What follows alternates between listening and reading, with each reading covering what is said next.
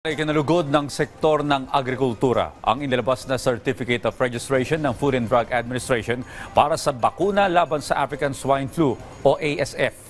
Ayon kay Representative Nicanor Briones ng AGA Party List at Chairman ng Pork Producers Federation of the Philippines Incorporated, bagamat wala pa silang nakikitang magiging epekto nito sa presyuhan ng baboy dahil libre pa itong ipagkakaloob ng gobyerno, malaking tulong at matagal na itong hinihintay ng sektor ng babuyan.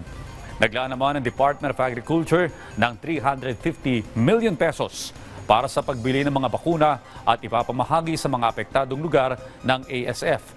Ayon sa DA, nasa 150,000 na bakuna ang agad nilang dadalhin sa red areas ng ASF, partikular sa mga lalawigan ng Batangas at Mindoro na sisimulan sa susunod na buwan.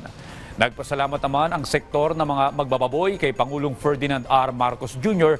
dahil sa ipinagkaloob na libreng bakuna kasabay ng kanilang hiling na sana'y isunod naman ng pamahalaan ang bakuna kontra bird flu. Natutuwa kami at nagpapasalamat sa ating Pangulo, sa Secretary Kiko Laurel,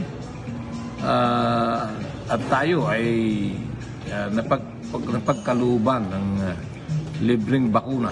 Yan ang isa nga ay malaking pag-asa na dumarating sa ating mga magbababoy na matagal nang pinahihirapan ng sakit na African Swine Fever.